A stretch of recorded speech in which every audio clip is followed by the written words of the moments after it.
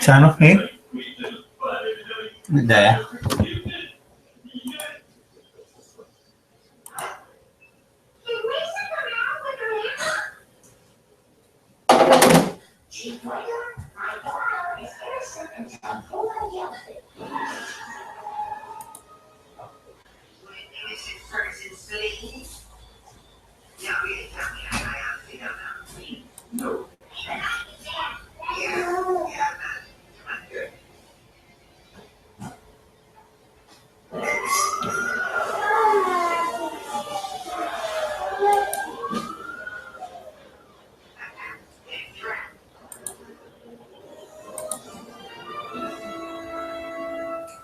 Damn it!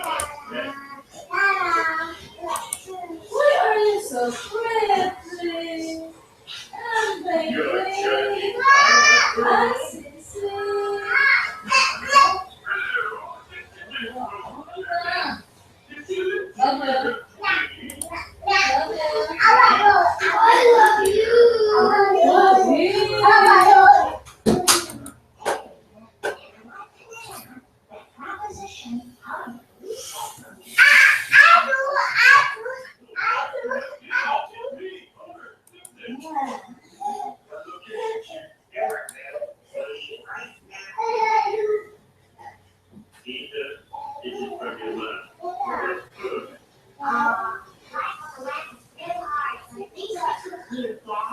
contact on the back.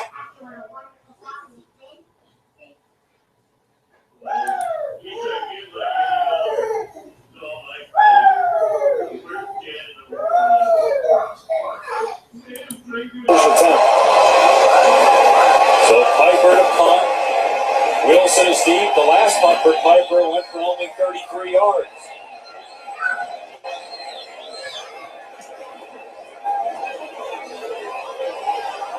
The fair catch signal made. It's pulled in at the 30. Let's check it with Tom. Well, right now, this Florida State crowd erupted when Sean McGuire ran back on the field. He went right up to Jimbo Fisher and said, "Put me in, I'm good to go." Now, as you look at the left ankle, it looks like it's just heavily taped up. It's not. There's an apparatus of some sort, whether it's a brace or an air cast underneath that, an Iron Man looking thing that's keeping that ankle stable for him. He seems to be running fine. There is no noticeable limp. And the best thing going for Florida State is they at least have a quarterback now that knows where to go with the football and get the ball out of his hand. It's amazing the kid's back. After the way that looked when he went down in the first quarter. First down from the 30, they're going to let him throw. Incomplete, and you wonder, Ron, as a former quarterback, when you have a left foot injury, what does that do for you? Well, yeah, that's the leg that you pivot on. So when you drive off your right foot to throw the football, you pivot around the left ankle and left foot. That's how you get torque on the ball. That doesn't look great. I mean, he ran out there fine, but when you go to throw a football, there's a lot of twisting that happens on that left leg, and that first throw didn't look great either.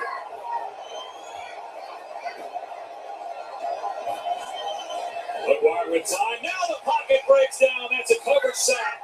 Stephen Taylor is back there. Back at the 21, a 9-yard loss. The reality is that Houston already knew coming into this game that Sean McGuire was going to be kind of a pocket quarterback. And now the fact that he can't move at all, Taylor, Bowser, and others thought Orlando knows exactly where the quarterback and the target is going to be on every single throw, and he can dial up the blitzes to get there. First year as the defensive coordinator, came from Utah State, where he was for a couple of years. He replaced Dave Aranda. Aranda's at Wisconsin. They had the best defense in college football this year in terms of fewest points allowed, as we have a timeout. Play clock was down to 1. Orlando was a player at Wisconsin. I interviewed with Tom Herman in Columbus when they were preparing for the national championship last year when Herman was at Ohio State.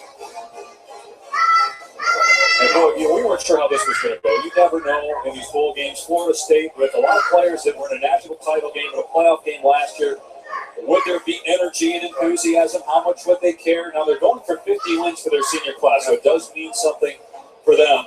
But, boy, Houston is better than a lot of people thought on both sides of the ball. Well, they certainly are. That would have been, by the way, the 50th win would have been the first time ever that a Power 5 school had done that. Boise State has done it.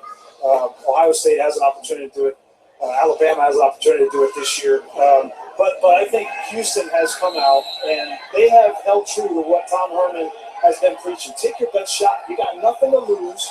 Come out here, play loose, play fast. You've seen it from them on offense, and especially this defense has gotten after it first. So here they come with pressure again. McGuire in trouble. Throws it downfield. Knocked away, incomplete. And it's Brandon Wilson making the play on Rudolph, who is trying to pull it in. There was an opportunity there for Rudolph. Would have been a tough catch. But give Brandon Wilson credit. He doesn't interfere with Rudolph. He's just there in good position, despite the fact that he doesn't look back for the football. He wasn't making contact with Rudolph and just played his hands when the ball came down. Brian, why not continue to try to run the football if you're Florida State, given the injury to McGuire? He comes up throwing on all 3 downs. You got to figure at some point, Cook is going to break a tackle and make a play. Yeah, well, what Houston is doing is they are dedicating secondary players to Dalvin Cook. They have no focus and worry about throwing the football. Here's Ayers. One cut and go. Past the 40. Ayers in FSU territory. Penalty marker down back at the 35. And the punter, Beatty, who made the tackle, is injured.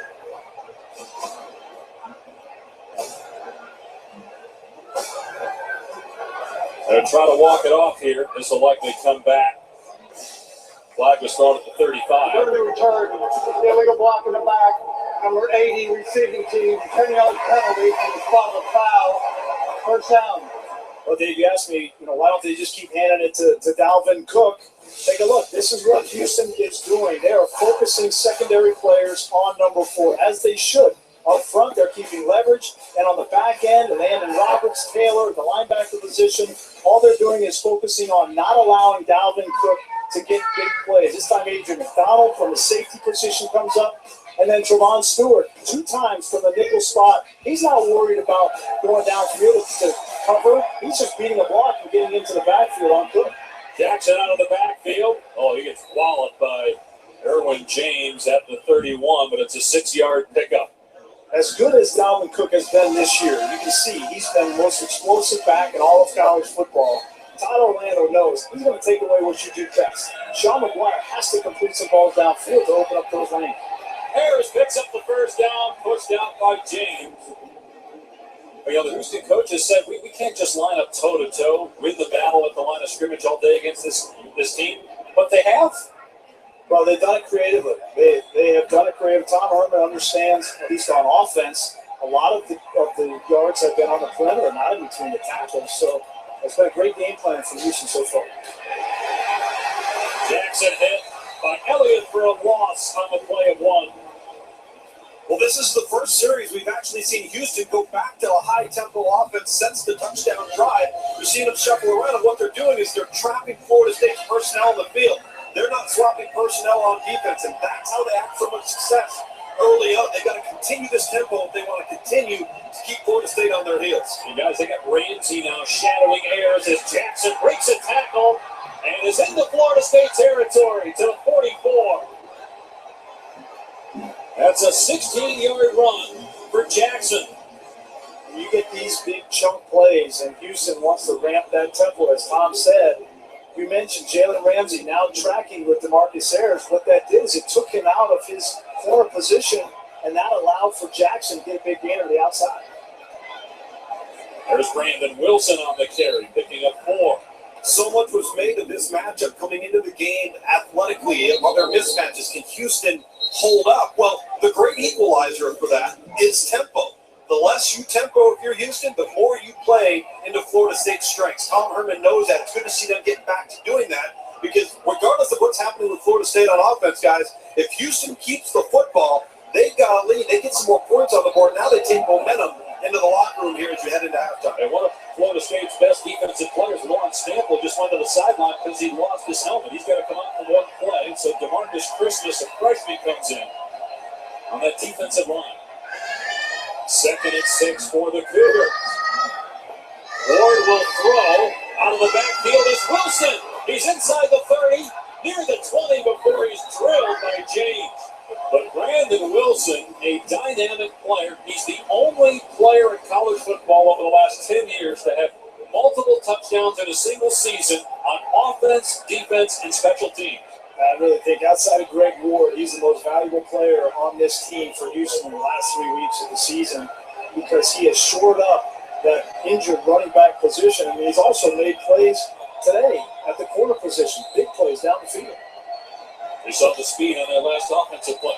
They're in the red zone now. And here comes a reverse and a reverse pass. Ayers to the end zone. Wide open man. Touchdown. Chance Allen.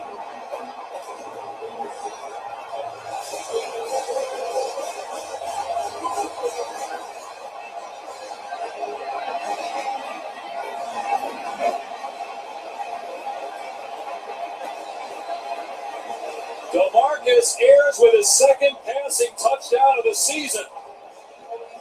And what timing by Major Applewhite and Tom Herman to call that play.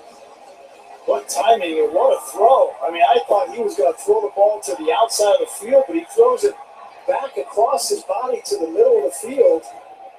Unbelievable throw from DeMarcus Harris. You knew coming into the game, Dave, that Houston was going to let it all hang out, all the tricks out of the bag, and certainly that one paid off.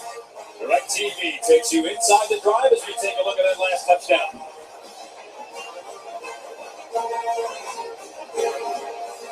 Watch Harris as he comes around. He has to throw this football back across his body. He's going to come from right here, and he's going to look like he's going to throw the ball out here, but this is where the football's going.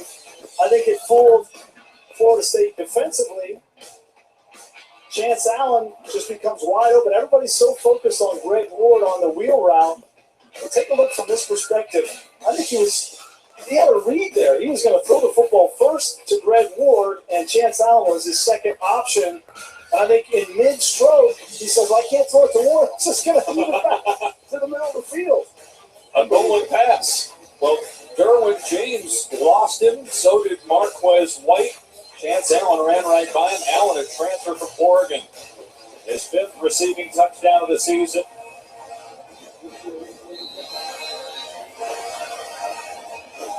Seven plays, 75-yard drive. The passers were 4-4 on that possession. Ward and Ayers. 14-3 Houston.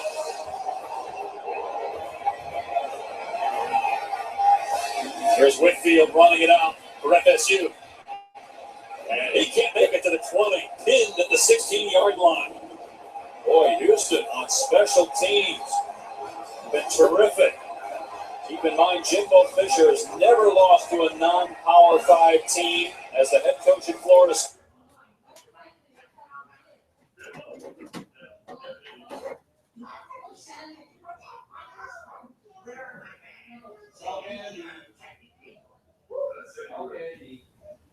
Thanks, Princeton Pete. Now, your case requires someone who understands the twisted mind of murder. I know just where Andy.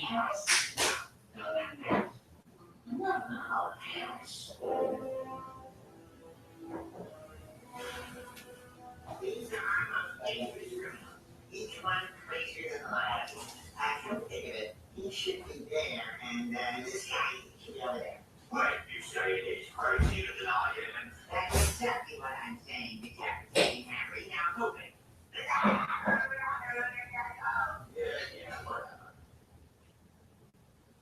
I don't think this was a great place to put the children.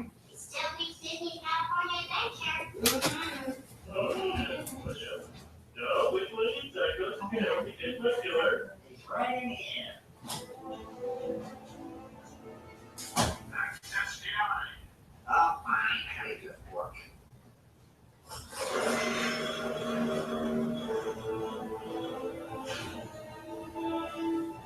Sideshow Bob! Oh, come on. We've been through so much together.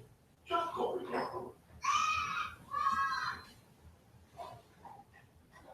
Movies with his fate, Mr. Fisher. Real patriot. Not Fisher. It's the best chess player I've ever seen. He's the one man who could be crushed. Probably has problems. I'll compare the look into the genius and madness of Bobby Fischer. I think he's afraid what's going to happen if he loses. How He's afraid what's going to happen if he wins. Hold on a minute. On sacrifice by visiting the movie section. Xfinity on demand. Your home for everything entertainment. Are you sure I'm seeing okay? Well, let's check. What do you see? $30 a month, period. Unlimited data, talk, and text on the 4G LTE T-Mobile network. You can see fine. Yeah. Wow, it's perfectly clear.